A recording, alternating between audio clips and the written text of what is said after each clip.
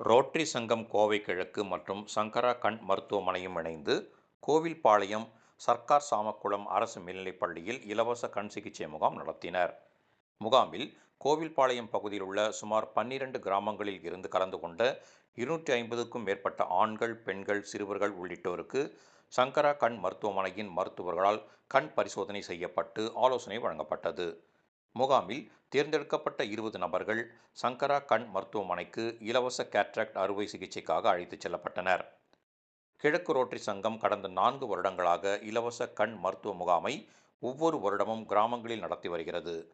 நிகழ்ச்சிக்கு ரோட்டரி மாவட்டம் 3206 கண் பாதுகாப்பு பிரிவின் மாவட்ட தலைவர் ரொட்டேரியன் பாலசுந்தரம் சிறப்பு விருந்தினராகவும், சர்க்கார் சாமக்குளம் பேரூராட்சியின் தலைவர் கோமலவல்லி கந்தசாமி, துணைத் தலைவர் விஜயகுமார், வார்டு கவுன்சிலர்கள் கிருஷ்ணகுமாரி, சுரேந்திரன், லதா, ரோட்டரி முன்னாள் தலைவர் சீனிவாசன், சங்க நிர்வாக தலைவர் வெங்கடேஷ், சங்க உறுப்பினர்கள் ராஜேஷ், சின்னசாமி, பாலசுந்தரம், பெற்றோர் ஆசிரியர் சங்க தலைவர் முத்துசாமி, முகாம் ஒருங்கிணைப்பாளர் நாகவேலவன் ஆகியோர் கலந்து கொண்டு வாழ்த்துரை வழங்கி சிறப்பித்தனர்.